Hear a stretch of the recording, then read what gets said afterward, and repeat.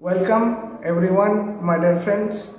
सभी गुरुजनों और माताओं को मेरा सादर नमन और भगवान श्री हरि की चरण वंदना करते हुए सभी को स्वागत करता हूं। आज हम कुछ नया प्रसंग के साथ आपके सामने उपस्थित हुए हैं प्यारे साथियों। आज हम जानेंगे कि भगवान कहाँ रहते हैं। इसके बारे में तो हम पहले भी बात कर चुके हैं कि भगवान किसी के पास नहीं होते पर सबके साथ होते हैं प्यारे साथियों, क्योंकि भगवान व्यक्तिगत नहीं है, भगवान सभी के लिए समान है। और नारद एक बार पूछे कि भगवान आप कहाँ रहते हैं, कि भगवान जी बोले नारद तुम तो मुझे साक्षात दिख रहे हो कि मैं यहाँ वैकुंठ में हूँ। हम सभी भी ये सोचते हैं प्यारे साथियों कि भगवान वैकुंठ में वास करते हैं, लेकिन नारद बोले कि आप मन से कहाँ रहते हैं। आपका शरीर, आपका साकार रूप तो वैकुंठ में वास करता है, लेकिन आप मन से, अपनी आत्मा से कहाँ पे वास करते हैं, क्योंकि नारायण निराकार है और नारायण सभी जगह वास करते हैं। पर नारद जी के सवाल के जवाब में भगवान बोले कि नाहं तिष्ठति वैकुंठे योगिनां हृदयेन च मद्भक्ता यत्र गायन्ति तत्र तिष्ठामि नारद।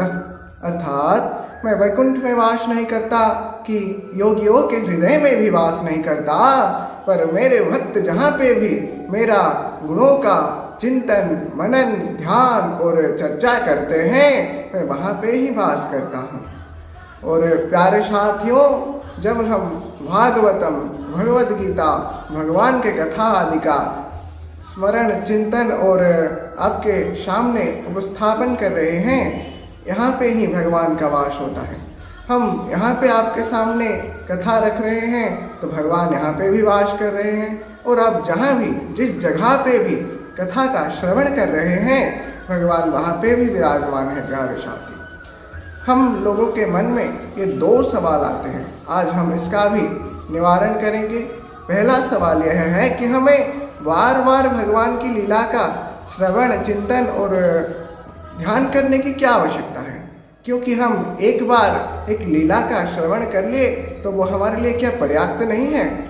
एक बार एक बहू ने एक जगह पे रामचरितमानस हो रहा था, तो वो जाने के लिए जब निकली तो उसके सासू जी ने उसे बुलाई और बोली कि तू कहाँ जा रही है।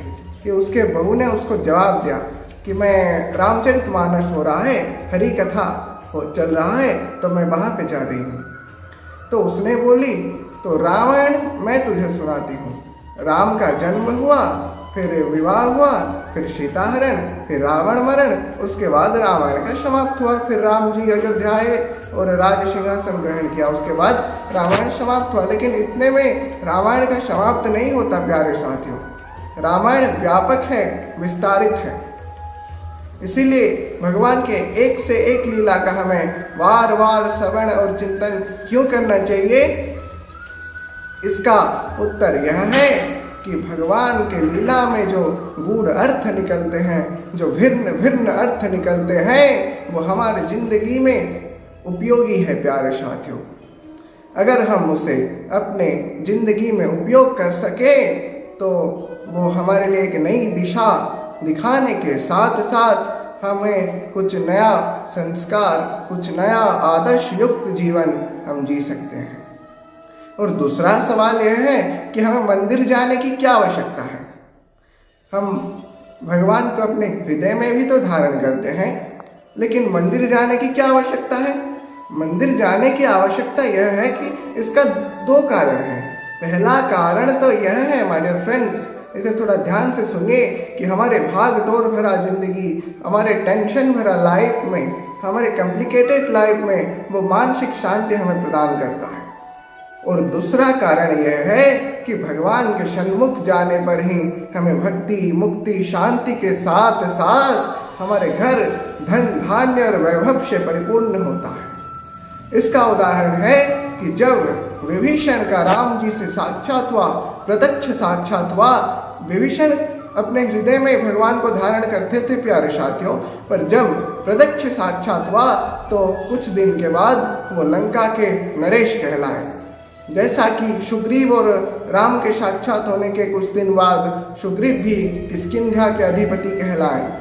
जब भरत अपने बड़े भैया श्री राम के अधिकार को वापस लौटाने के लिए आए तो भरत का स्थान भी राम जी ने अपने से ऊंचा दे दिया। और हनुमान और राम के साक्षात जब हुए तो हनुमान को अपनी खोई हुई शक्ति याद आ गई।